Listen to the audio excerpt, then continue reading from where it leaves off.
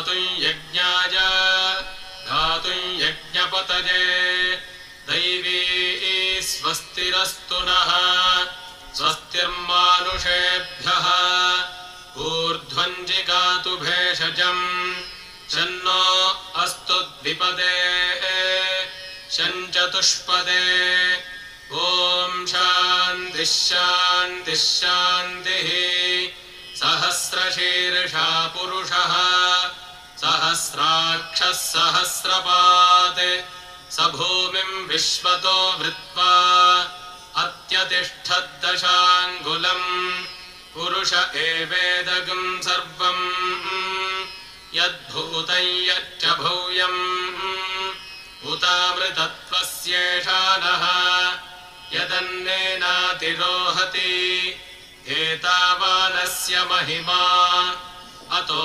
ज्यायागिश्च पूरुषः पादोऽस्य विश्वाभूतानि त्रिपादस्यामृतं दिवि त्रिपादूर्ध्व उदैत्पुरुषः पादोऽस्येहा भवात् पुनः ततो विश्वं व्यक्रामत् शासनानशने अभि तस्मात् विराड जायत विराजो अधिपूरुषः स जातो अत्यरिच्यत पश्चाद्भूमिमथो पुरः यत्पुरुषेण हविषा देवा यज्ञमतन्वत वसन्तो अस्यासीदाज्यम् ग्रीष्म इद्मः शरद्धविः सप्तास्यासन् परिधजः त्रिः सप्त समिधः कृताः देवागद्यज्ञन्तन्वानाः अबध्नन् पुरुषं पशुम् तं यज्ञं बर्हिषि प्रोक्षन् पुरुषं जातमग्रतः तेन देवा अयजन्त साध्या ऋषयश्च जे तस्माद्यज्ञात्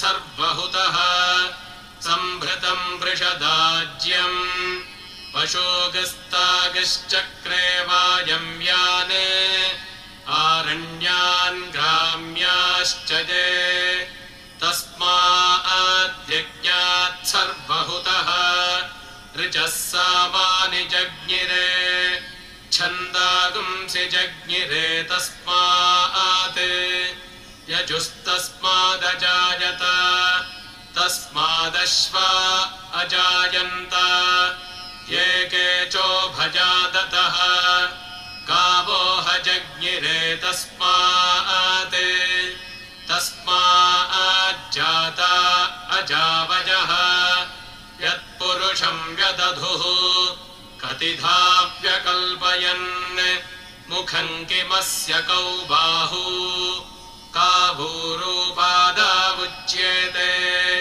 ब्राह्मणोऽस्य मुखमासीत् बाहुराजन्यः कृतः भूरो तदस्य यद्वैश्यः पद्भ्यागं शूद्रो अजायत चन्द्रमा मनसो जातः चक्षोः सूर्यो अजायत मुखादिन्द्रश्चाग्निश्च प्राणात् वायुरजायत नाभ्या आसीदन्तरिक्षम् शीर्ष्णोद्यौः समवर्तत पद्भ्याम्भोभिर्दिशः श्रोत्रात् तथा लोकागम् अकल्पयन् वेदाहमेतं पुरुषं महान्तम् आदित्यवर्णं तमसस्तु पारे सर्वाणि रूपाणि विचित्य धीरः नामानि कृत्वाभिवदन् यदास्ते धाता पुरस्ताद्यमुदा जहार चक्रः प्रविद्वान् प्रदिशश्च तस्रः तमेवं विद्वानमृत इह भवति नान्यः पन्था अयनाय विद्यते यज्ञेन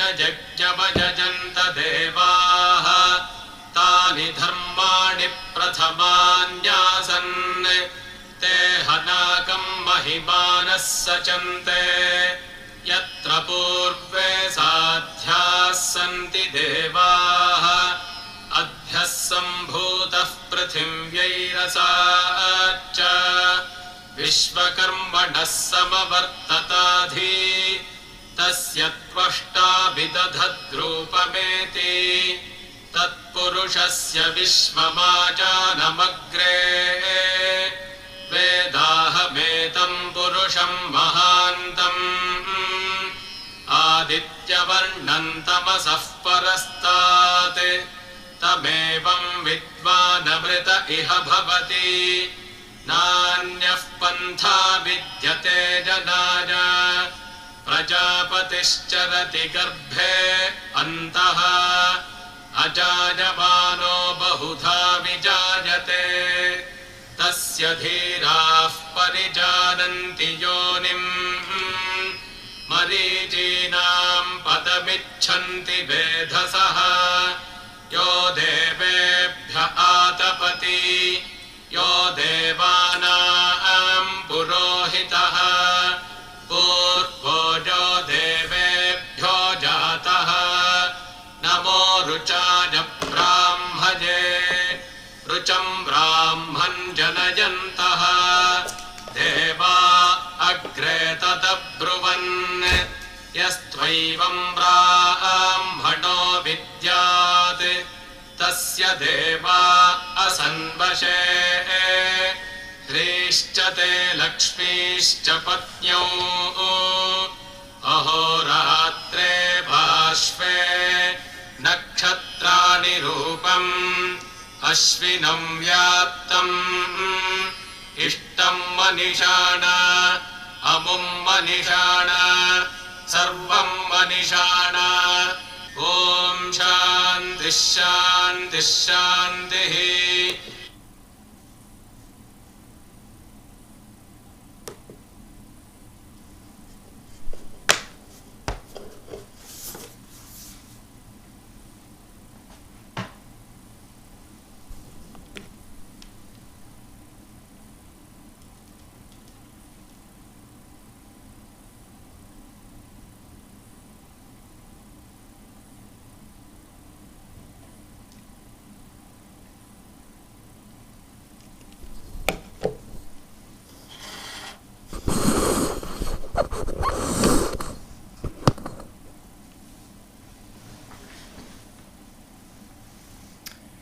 ॐ सहना भवतु सहनौ भुनक्तु सह वीर्यङ्करवावहै तेजस्विनावधीतमस्तु मा विद्विषावहै. ॐ शान्ति शान्ति शान्तिः.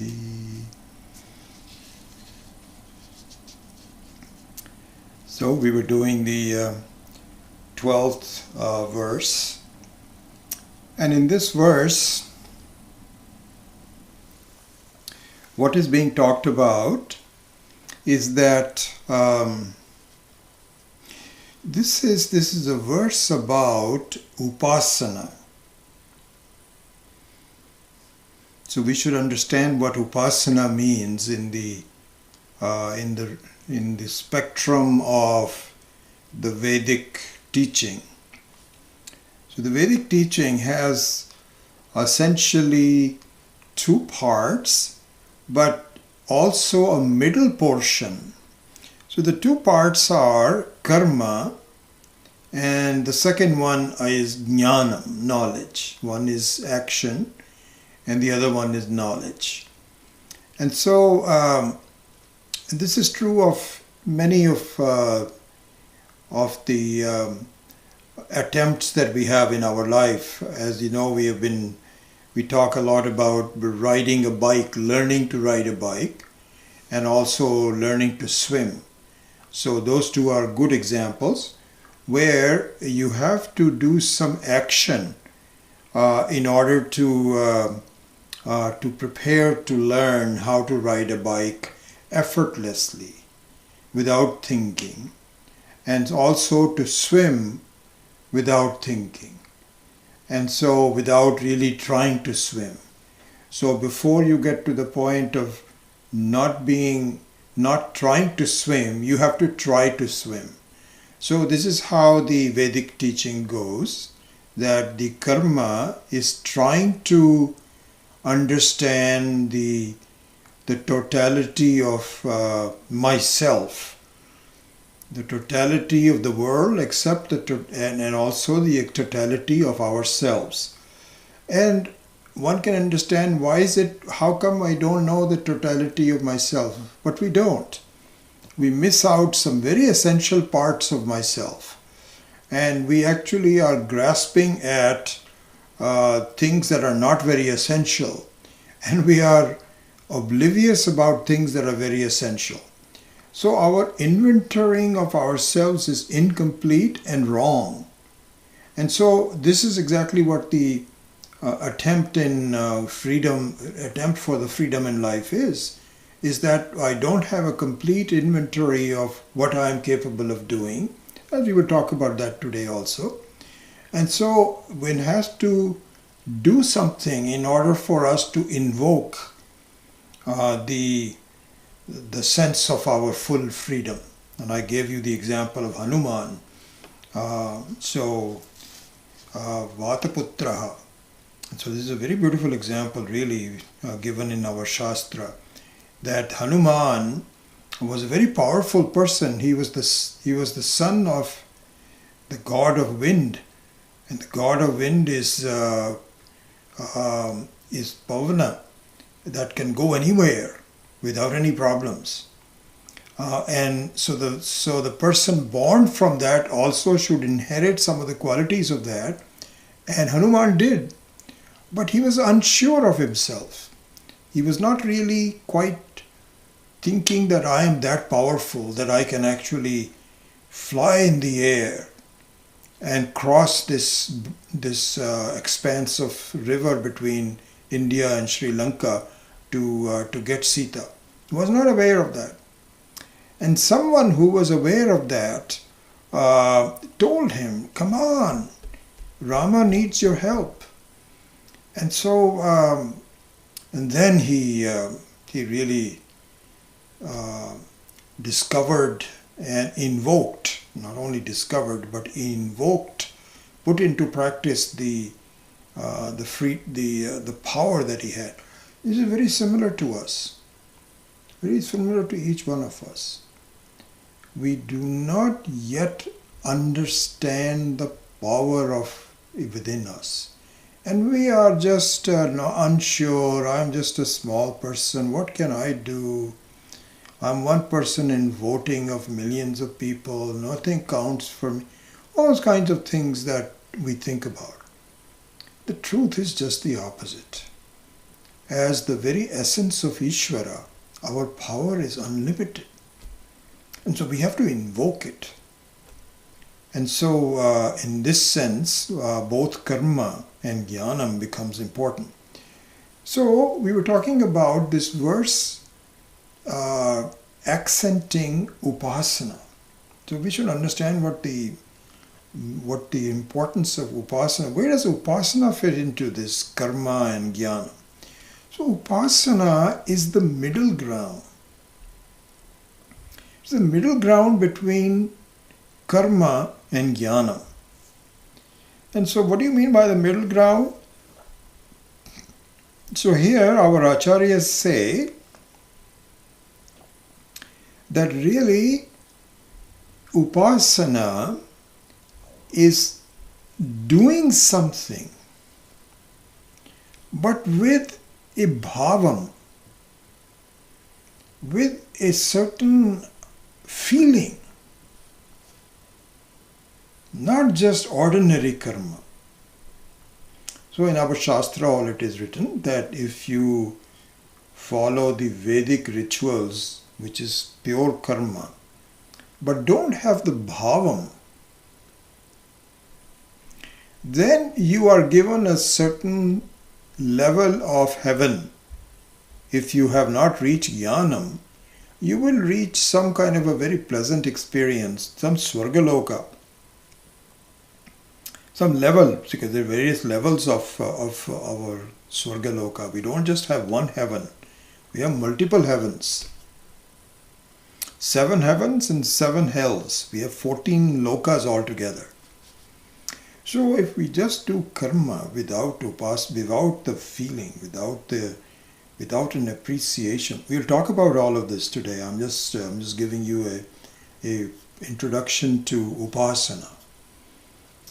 So if we do not do karma, if we do karma without upasana, you are given a certain results. Every karma gets certain results, no doubt about it. But if you were to accompany karma with upasana, and the key to the upasana is bhava, is bhavana. As we will talk about that, what do you mean by that? We'll give you some examples. Then you are given a much higher status of Swarga. So upasana in some way is karma, but imbued with it is certain essential jnanam. You don't have full jnanam yet. But you have enough jnanam, enough lesha, enough parts of the jnanam that it elevates your karma. This is what upasana is. And so in the Vedas, we are actually given formal understanding of upasana. So there is an upasana kanda also. So sometimes the upasana kanda is clubbed with the karma kanda. But many times it is as a separate one, which is karma kanda, upasana kanda, and then the jnana kanda, which of course is Upanishads. Okay, as we know. So this section is mainly about upasana. How to do upasana? What does upasana mean? What is bhavam? So we'll get into that in more detail in a minute, but just to summarize what has happened in so manaso chandrama jataha. Manaso chandrama jataha. Chandrama manaso jataha. So manaso jataha means that the moon that we see is born from the mind of Ishvara. So this is an important thing. I think we've already talked about it, but just to reiterate it in case you might have missed it. So there are many authors that wrongly say that the moon is the mind of Ishvara. Not so. It is born from the mind of Ishvara. It is a representation of the mind of Ishvara. It is not the mind of the Ishvara itself. So this is an important thing. And the same thing will be happening when we talk about Surya and Chakshu. We'll in a minute. So anyway, to revise this, so manaso chandrama manaso jataha. So means that the chandrama that we see is born from the mind of Ishvara, of the mind of the Purusha. And what that means is that the mind of Ishvara is full of joy. And the mind of Ishvara creates joy. If it is the right kind of mind, it creates joy. This is the essence of this section of the 12th verse.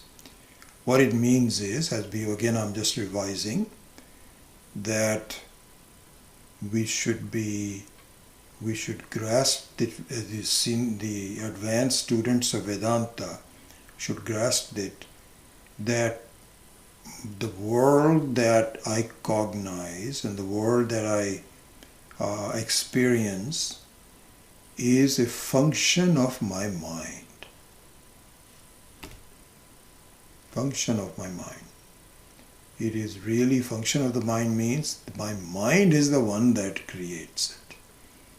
I am not the slave of the world as I think I am. But the elevation of the progress of my life consists of the fact that at some point in time I take responsibility for my own growth. And responsibility for your own growth, you are not alone. You are in fact, you're taking the help of Ishvara. So you're not alone. You're given the help of the Ishvara, which is the biggest thing that you can get. This is really the essence of the Bhagavad Gita also. As you know, the story is that when Krishna woke up from a sleep, both Arjuna and Duryodhana wanted his help. And Krishna saw Arjuna first. So he asked him, okay, you have both come for taking Sharanam, my refuge, and so I have to be honest I have to be equal to both of you. Then whoever I saw first when I opened my eyes gets to go first. And it was Arjuna. So Krishna told Arjuna, you have a choice of either employing me as your ratha driver, your charioteer, just me, or you can have my entire army, because Krishna was also king with a huge army.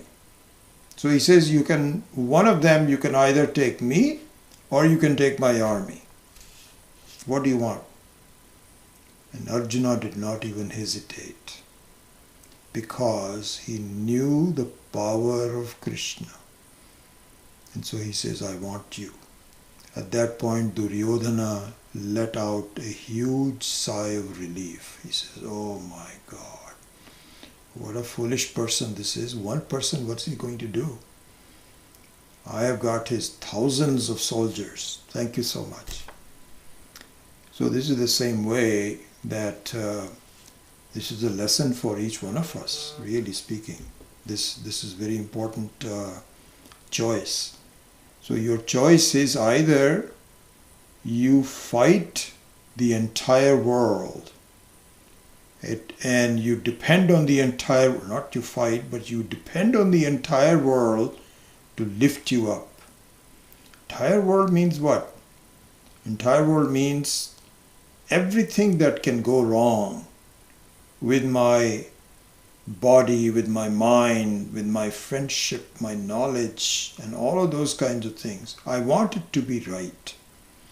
And the entire spectrum of things that support me in my life, which is the body and my senses and my physiological health and my mind and my friendship and my ability to have food and to have a good standing in the society. All of those kinds of things. This is the wealth.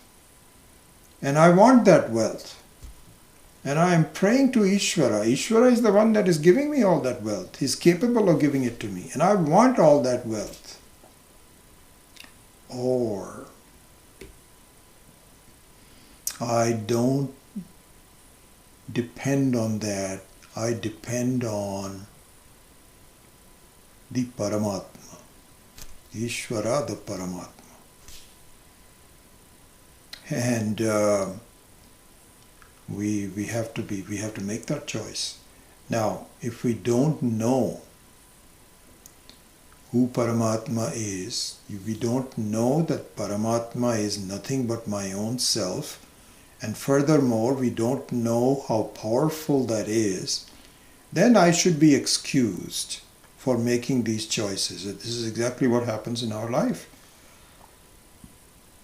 That most people are unaware of, what do you mean by the power of Paramatma? What are you talking about? Isn't this the only thing that you can do in your life? To have fame and wealth? What else is there? You don't know it. But suppose through the teaching of Vedanta, you are told that there is something very powerful. Very, very powerful. And you can invoke it. But you have a choice. You either take the world or you take Paramatma. Then, in spite of my learning and a proper introduction, all this will come in a minute. If I continue to choose the world, then this is not a sign of wisdom. Generally what happens is we want both. You want both. But Krishna had made it very clear that this is, you have one or the other. You cannot have both. Which one do you want? And so we continue to disregard the advice of Shastra. The advice of Shastra is the advice of Krishna. So as you know, we have Ishvara Kripa. Then it turns into Shastra Kripa. Then it turns into Guru Kripa. And from Guru Kripa it comes to Atma Kripa. And so it is the same thing really, but it must have an origin from Ishvara Kripa. So Ishvara says, you please choose me or you choose the world. You either choose reality or you choose unreality. And we keep saying, can we have both? Most of the time I want material success. And by the way, I can also do some meditation in the morning, and I do some studying of Vedanta from 7:30 to 8 o'clock. That's about all the time I have. The rest of the time I'm busy with my life, making breakfast, and in doing other things, going for walks, and for entertainment I watch television. And I have to know exactly what's going on in Washington, and so I have to watch news. I'm very busy with that. And I have some hobbies, and I'm doing some book clubs, this, that, or the other. And yet, out of that, about half hour I will devote to Ishvara. So this means that I have both of them. I am committed to both of them. And this is the reason that it doesn't work. So you have to choose one or the other. And so there are all these famous verses that really underscore this. If you look at this very important verse that appears in both Kathopanishad as well as Mundaka Upanishad. Same verse in both of the Upanishads. It doesn't happen that often. And so in the Kathopanishad, this is chapter 1-1-23. If you want to make a note of it. And in the Mundaka Upanishad, it is 3-1-3. So 3 is the chapter, and then the section of the chapter, and then the verse number of the section. What is the verse? Nayam atma pravachanena labhya na medhaya bahuna shrutena Yameva esha vrinute tena labhyaha tasya esha atma vivrunute tanum swam. This is the verse. Na ayam atma pravachanena labhyaha na medhaya na bahuna shrutena yameva esha Yameva eva esha vrinute tena labhyaha tasya esha atma vivrunute tanugum swam or tanum swam. This is the verse. And all the experienced and students of Vedanta should really understand this verse. What it says is that the sense of freedom that comes from the teaching of Vedanta. So this is what is called labhyaha, labdha yogyaha, one which is attainable. What we're talking about? We're talking about not just the academic, but an understanding which hits heart, that it hits home to me. So na ayam atma pravachanena labhyaha. It is not just by talking about it and learning from books. It means, actually what it means is, not just by talking about it and learning. So I think that we have to use the word just by doing that. I'll explain that in a minute. So na ayam atma pravachena labhya na medhaya. Medhaya means to remember, to recite it by memory, all these verses. Na bahuta shrutena, attending many classes, different classes. You cannot do that. It doesn't automatically happen. And this is why the sense of disappointment is, not often, but sometimes I hear from students, I have been studying, I get this, whenever I start a new text, I get this. There's some people who will say, I have been studying Upanishads with you, Vijayji. They're very differential to me and call me Vijayji. I've been studying all these texts with you, but I think I want to take a risk. Now I want to apply it in my life. I don't want to listen anymore. And sometimes they change their mind. I have a couple of people in mind who told me this. And so it is very reasonable that they say, I've been listening for so much time. I don't see a big material difference in my life. So I think I'm just going to stop and, okay, stop. Then what do you do? What?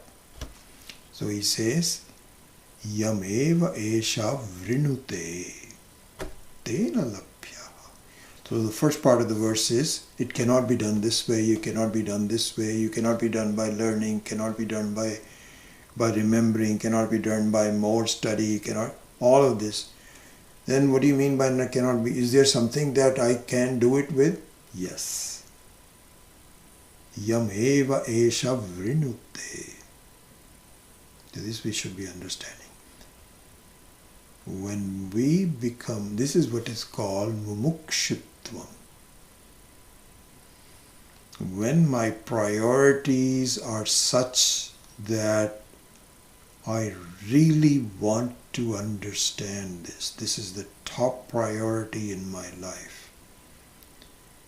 Then Ishvara Vivrinute becomes visible to you. Until then, you're not really serious about it. You're not serious about it. And so you are just giving it, some importance, which is good. I'm glad you're giving it some importance, but not the kind of importance that it deserves. And what it means is, you're not convinced about what the Shastra is saying, that just the power of Ishvara is enough. Because you don't yet have a feeling of happiness just by yourself. That hasn't happened yet. But here Shraddha is required. You have to have the faith. You have to have not faith but Shraddha. That yes, what is being said, this is where Vairagya has to come in. We have talked about this many times. So here, what it means? Yamesha vrinute. Vrinute means you have to choose. You have to choose. And so here, in terms of Varanam or Vrinute, the story of Sita called Swayambaram. So she has to make a choice. So her father Janaka had told her, okay, I have a bunch of suitors who are all very well qualified because you are the daughter of a very famous king and you are very beautiful. Who would not want to marry you? And so they have all these people. You have to choose. You tell them what you want them to do. So here she made a condition to all of them. She said, okay, there is a bow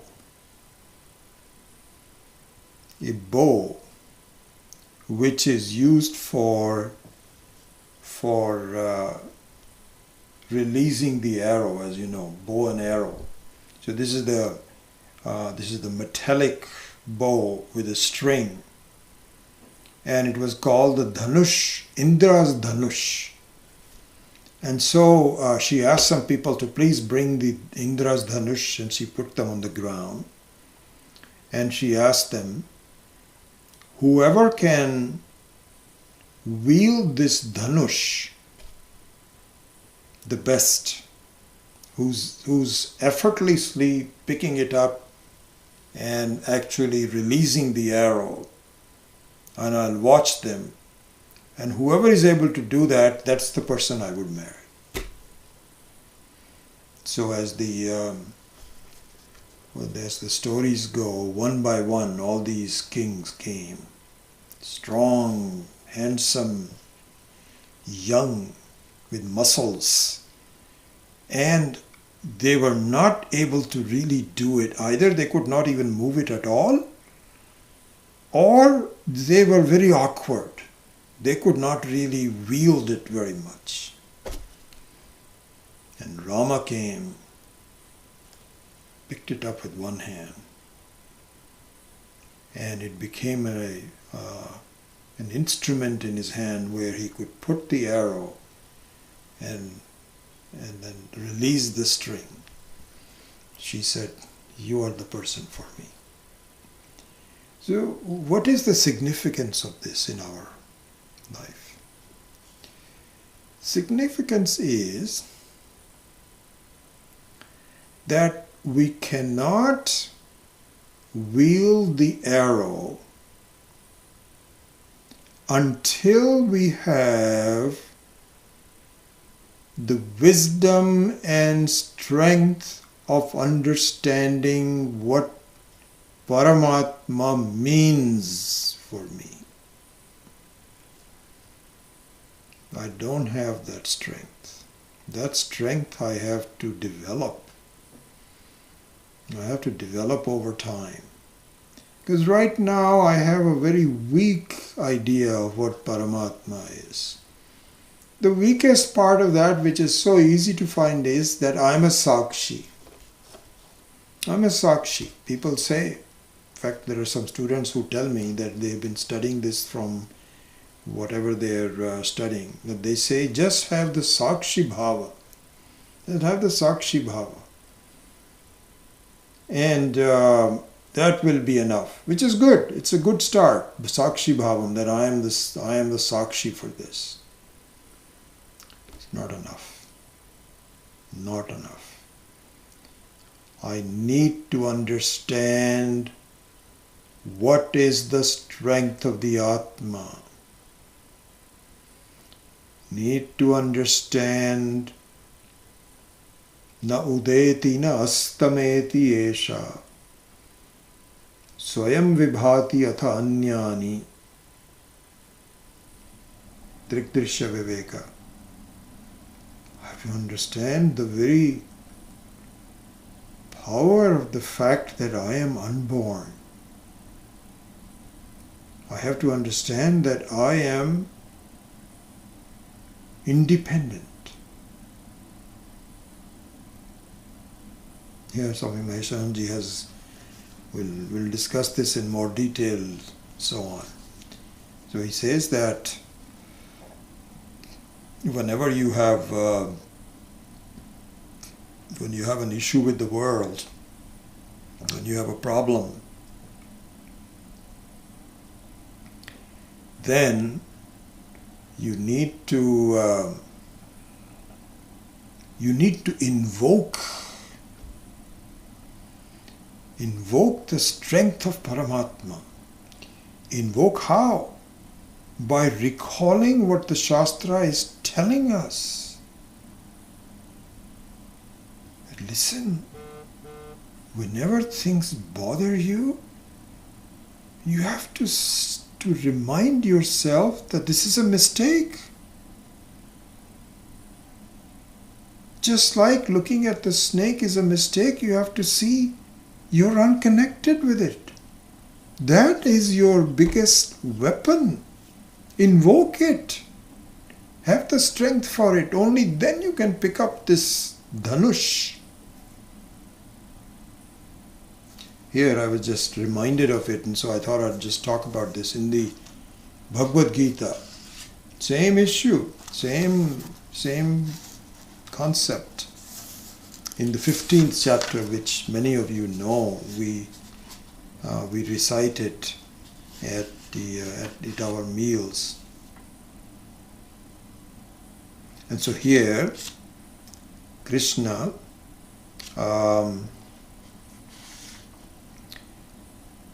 talks about the fact that the world that you are faced with is like an upside down tree, and a very strong tree, and it's not going, and it's bothering you, and it has roots that come from the vasanas from the previous life. It is ashwatha.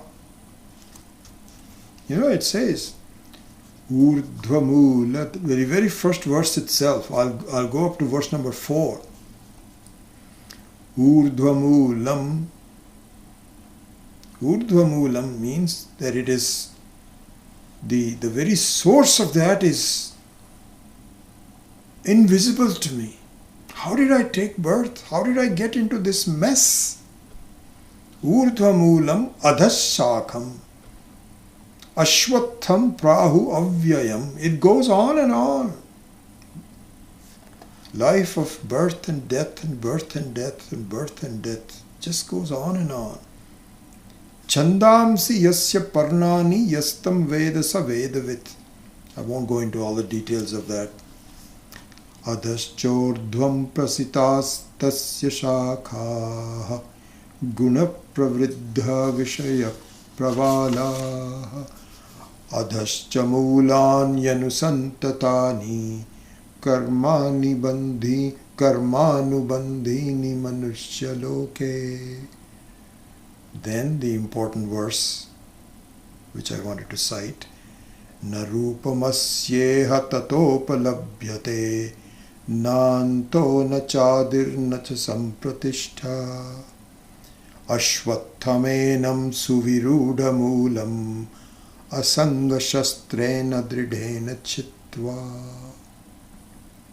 So here he says that this tree is very strong. It's like in the property that my wife and I live here in the hills of Los Altos Hills. We were very blessed when we bought this property. There are 6 huge oak trees. This is when we moved in about in 1985, so 15 plus 36 years ago into this property. And since then, probably another 24 other trees have grown up. All oak trees. This is oak tree country. But these 6 trees have been there 36 years ago. One of them is a very beautiful, strong tree. Like I'm not sure, but the trunk is about 3 to 4 feet wide. This is how big it is. And I'm told that it is several hundred years old, at least 200 years old. How strong that is. So here Sri Krishna, this is called Ashwatha tree. And so he says that the world that we face is a very strong tree, and it bothers us. Here, this tree doesn't bother me unless it falls down on the, I hope it doesn't fall on the roof someday. But otherwise it doesn't bother me. But the tree of life is a bothersome tree. And yet it can be cut. It cannot be cut easily. Here the key word which I wanted to bring in is called Asanga Shastrena Dridhena Chitva. Asanga Shastrena.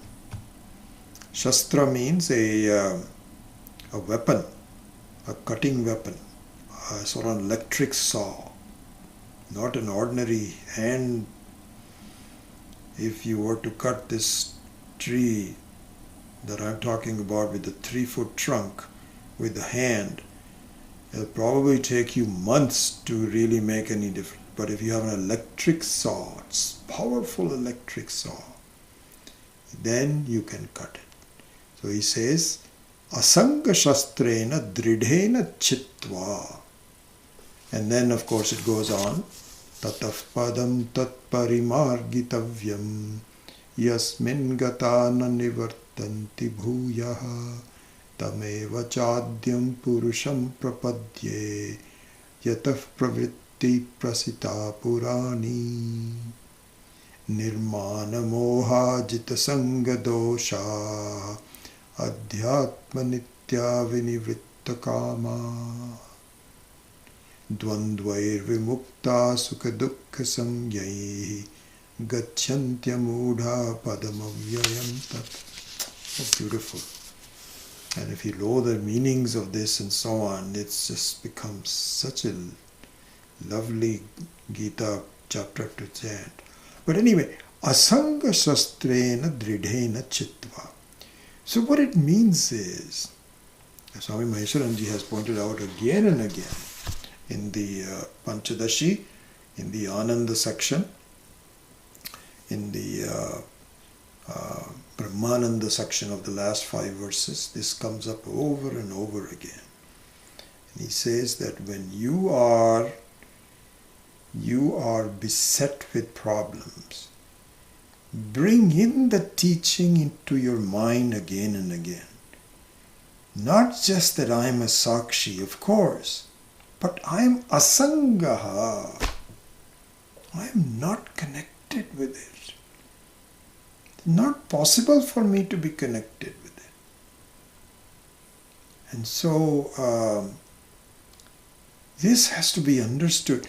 And if this understanding has been deliberately cultivated over time, sincerely cultivated, one thing at a time. You look at Anaditvam. You have to understand, how can I be the Anadi? Ajam, unborn. How is that? Nastameti Esha. I have to understand the word. I have to understand the concepts behind the word. Then, when something attacks you, you attack back to it. Here, Swami Paramarthananda gave a very beautiful example. No, I'm sorry, Swami Maheswaranji. I sometimes, since I'm using both of them in my studies these days, I get them all mixed up.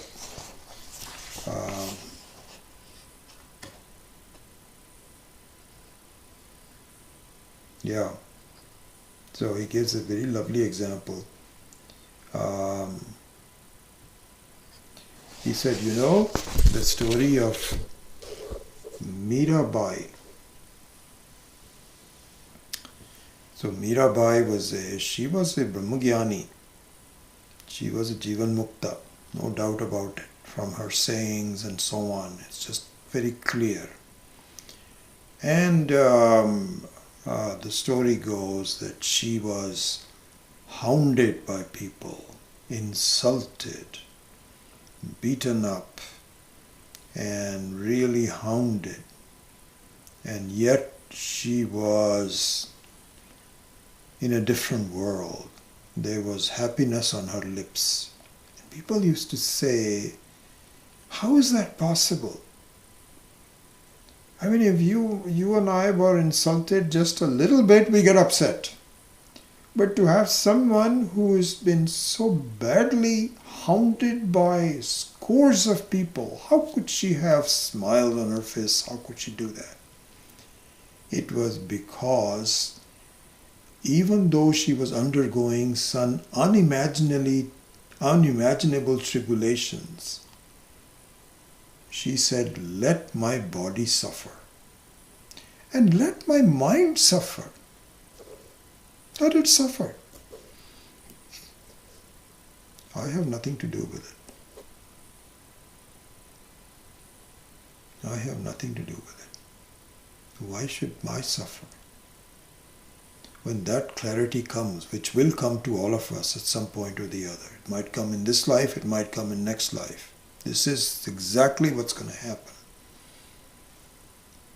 Life becomes wonderful. So in the, I'm partially revising and partially moving ahead, perhaps not fast enough. I was hoping to finish it by now, but I think all these examples are very useful to contemplate. So, in this example of Chandrama and Manaha, very briefly, what needs to happen is that I have to take responsibility that my mind is the one that is creating this problem of the whole world for me. And so a very simple example of that is what Swami Dayananda used to say that. So, for example, Karma Yoga and all of those, he says, it all boils down to how you look at it. Attitude is absolutely key. The glass is half full or half empty. And all of the things about tolerance and forgiveness and hope, all these are Daivi Sampat. If you just inculcate on that, you don't allow your mind to get upset. And if it gets upset, dismiss it. And it says, go away, I have nothing to do with you. Because asanga shastrena dridhena chitva. Because I am, Swami Maheshananji says that this is where abhyasa comes in. Abhyasa means that you have to invoke again and again.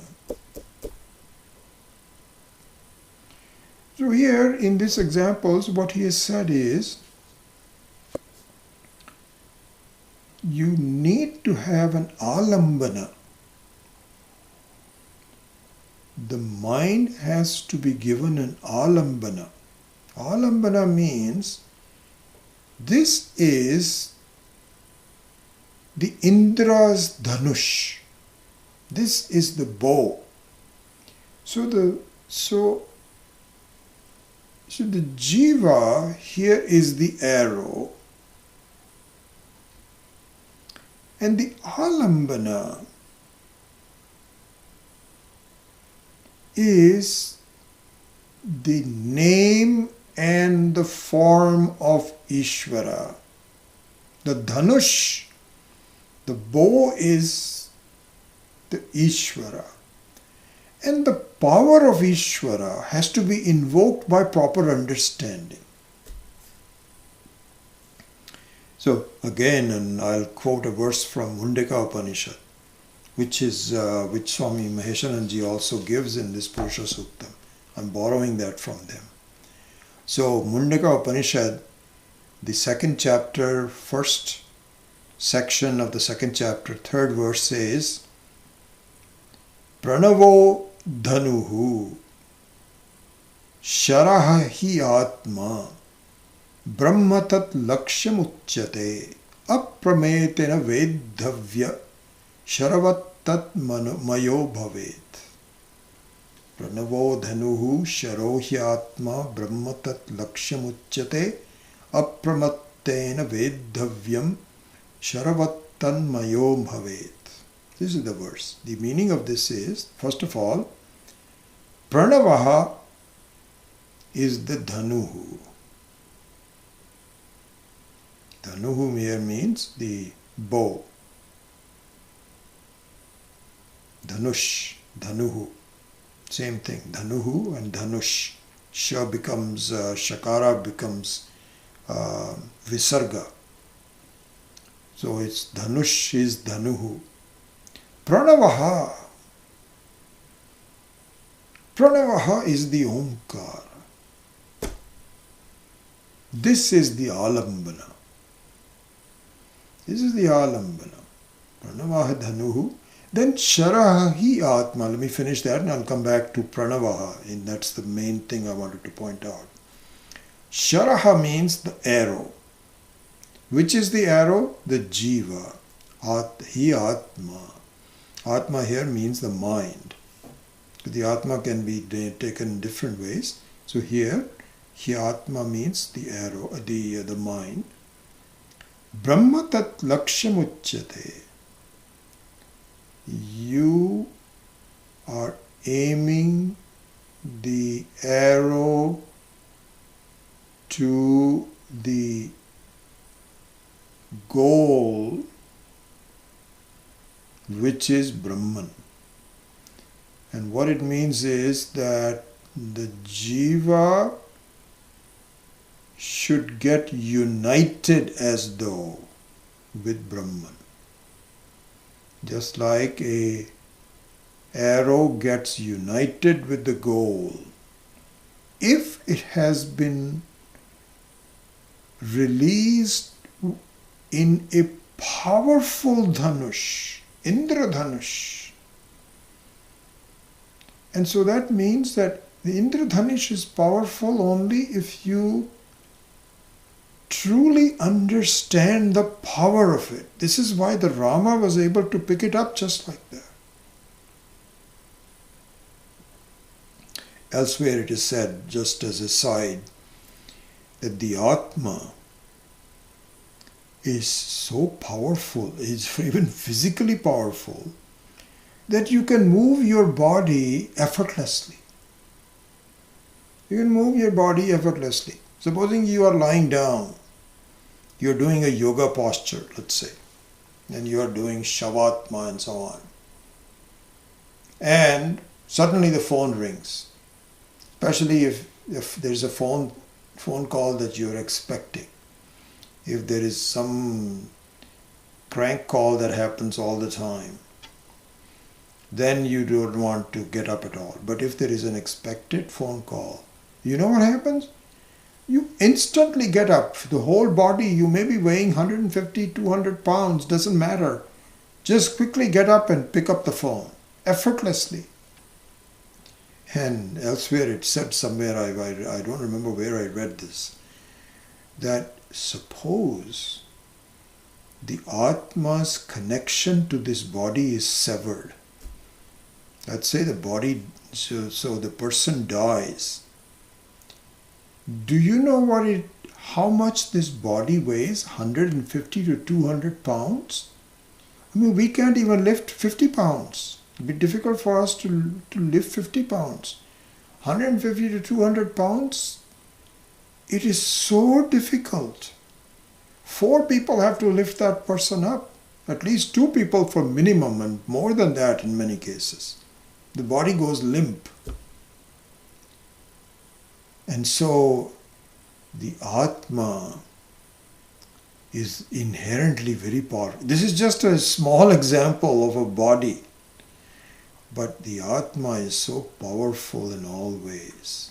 My sense of being, independent from time and space and so on, it's so powerful that it lies behind the surface, uninvoked, ununderstood.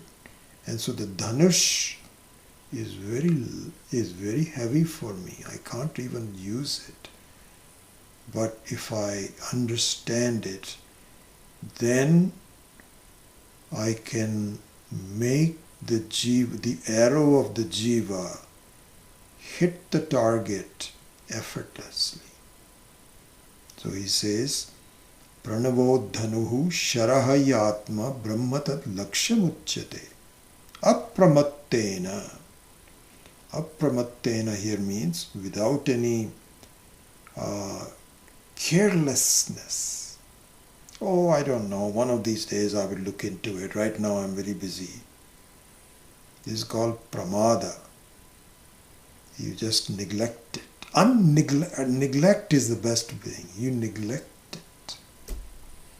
But if you are serious about it, then vedhavyam, and shoot for it, go for it. So here, going back to, I promised I will talk about pranavaha. So pranavaha, Om, as you probably know, is come from, so the basic dhatu of Om comes from Av. Ava. Av means protection, called Av. Sahana vavatu, sahanau avatu. May you protect us. It's called Av. So the Om comes from the dhatu Av. Of course, the Omkara also is A-U-M, makara.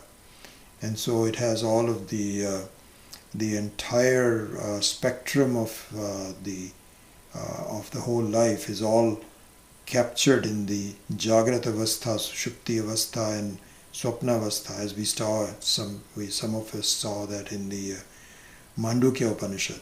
So that's another meaning. But Av means to protect. And so resorting to Om, Pranavaha Dhanuhu. Dhanuhu to means to resort, to pick it up and to understand it means may you protect me. Avamam, Mam avatu. And so in Hindi you'll say, Hey Paramatma, meri rakshan karo. Please protect me. And so here, Swami Maheshanji pointed out very nicely, he says, normally when we want protection, we want our protection for our body and mind. In our town recently there's been a lot of robberies, thefts, and sometimes even strong-arm robberies, and there's a lot of concern about that because houses are far in between and it's very difficult for us to do. So the whole protection is about our properties and hopefully our bodies, nobody should come and kill us. And so it's all about our assets. And our assets are, of course, money, car, home, telephone, iPhone, all these are assets.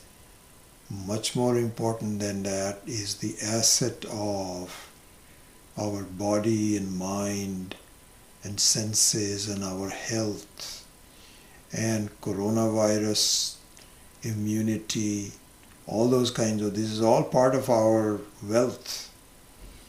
You know, just to say that I have a very, I have immunity to this, and all of this is all wealth of things that I possess.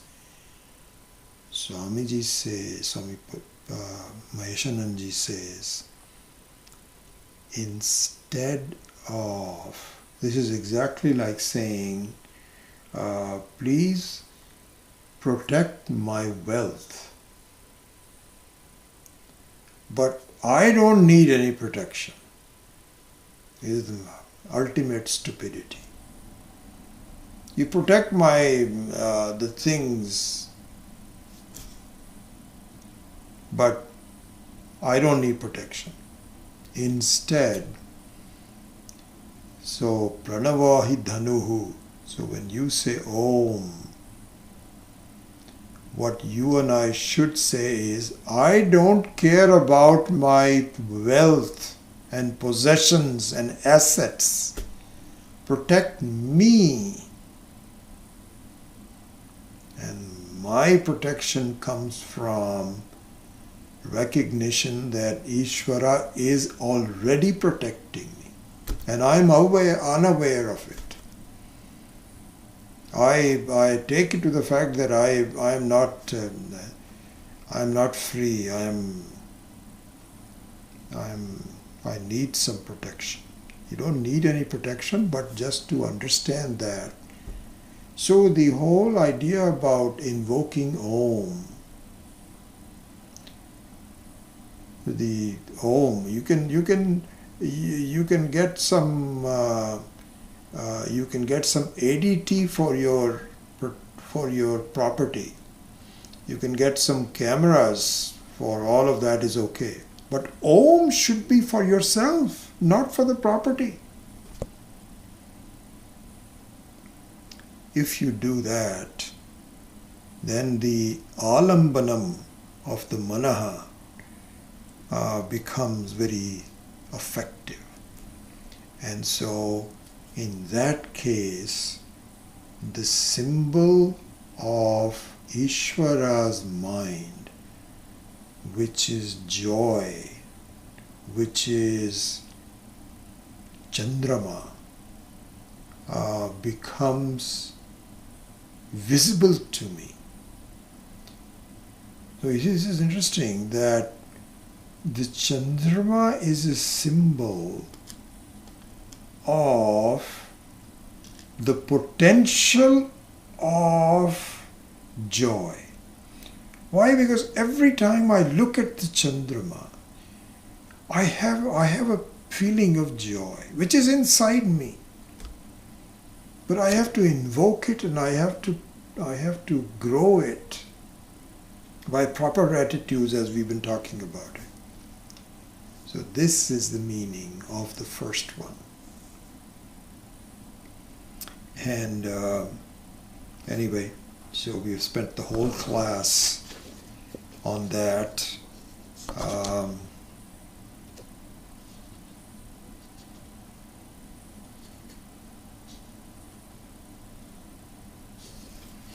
One other thing that I will do, or might as well just finish doing that here in the next few minutes. So,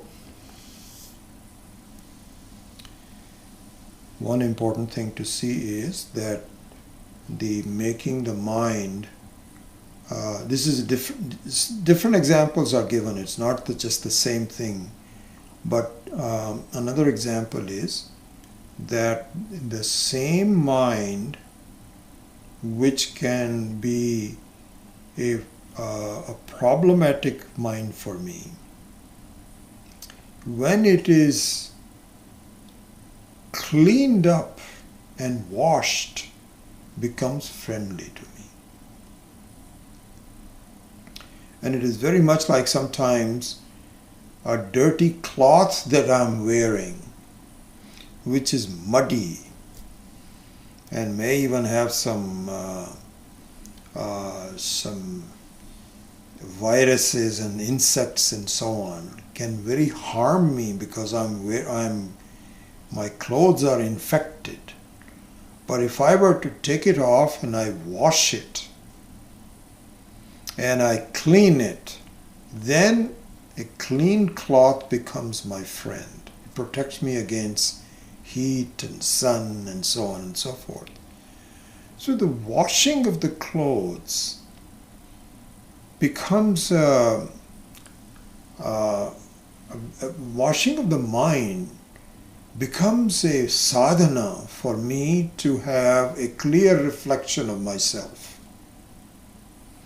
And so this requires, and Swami Maheshananji says that sometimes you have to give it to, in India, nowadays of course you have electric washers.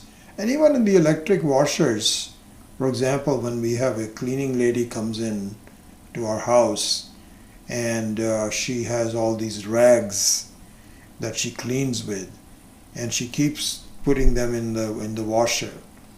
When there are dirty washers, you have to use some heavy cycle. And so our washer has a setting which says how soiled are the clothes. So you can say it's either very soiled or medium or light. So every day is not very soiled, but on this day when she puts in all these rags that she is used for cleaning, it's a very heavy one. So Swami Maheshananji says in the old days, you had these washer people. You tell them, listen, I'm giving you money, but when the clothes come back, they should be completely white. I don't want any dirt or anything. And so this washerwoman may bring something which is not very clean, and you say, no, I'm not paying you for this. This has to be clean. Take it back. So now the washer person has to pound on it again and again with more soap until it becomes naturally white, naturally clean. Then you are done. And as you know, in our ashram, Swami Dayananji's ashram in Sailorsburg, the byword is Nahi jnanena sadrisham pavitram iha vidyate. Nahi jnanena sadrisham pavitram iha vidyate. All from the Gita. The Gita says the most effective cleaning agent is knowledge. How? Asanga shastrena dridhena chittva. That you just understand that I have no connection with it. And that understanding comes from the understanding of the power of Paramatma, where I am truly free of all the problems of life.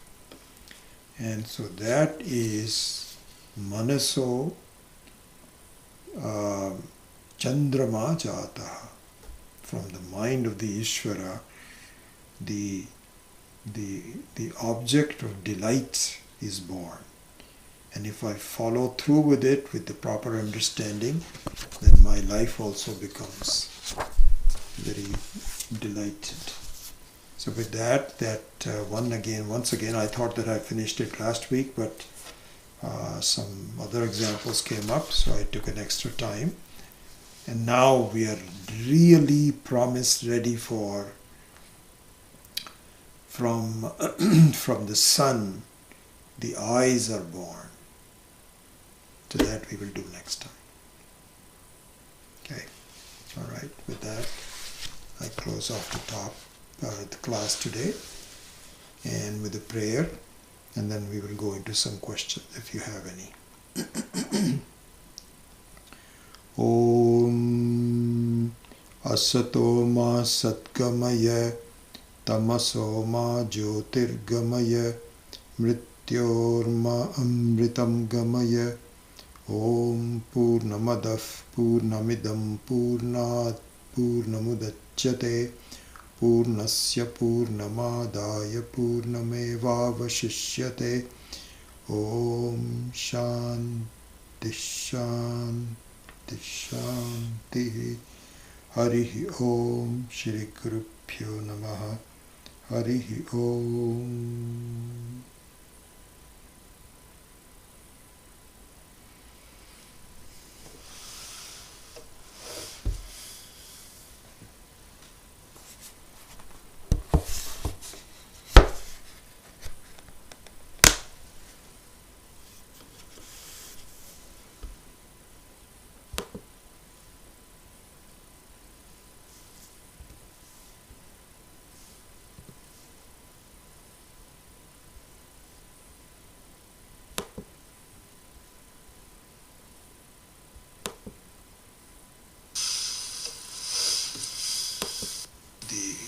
object of delight.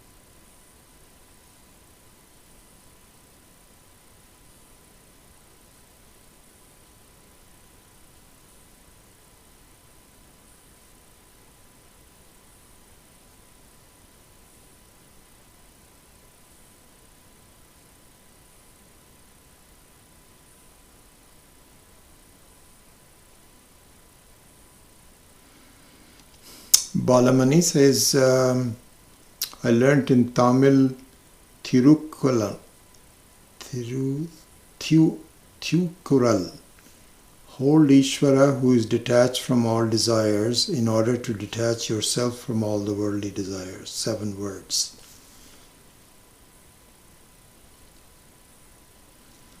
So yeah, the Ishvara's detachment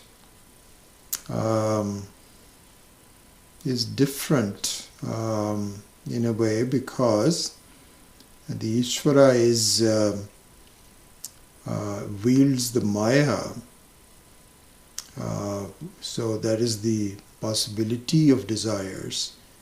But like so the best way to look at that is that the magic, the Maya is the magic of Ishvara, and like a magician who wields the magic but is not under the spell of magic, and because it knows its magic. Similarly, the jiva has to understand that this is a magical world. At this point, I am not sure of that. I think it's a real world with the real problems for me. But if it is understood to be magic, then I will no longer be under the spell of magic, and then I would become like the wielder of magic. Something like that is the understanding of Vedanta.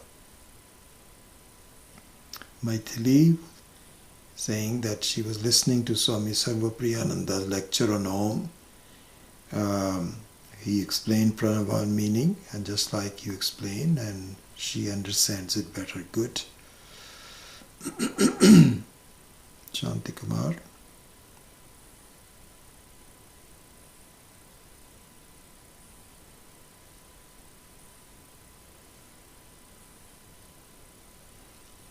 Ganeshan, I'm very happy to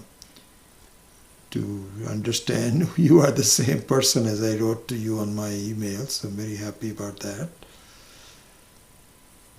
All others, so wonderful to see you.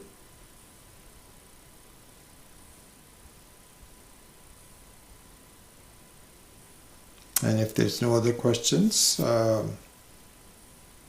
then I will take your leave for tonight and wish you all a very pleasant week, and hope to see you next week. Om.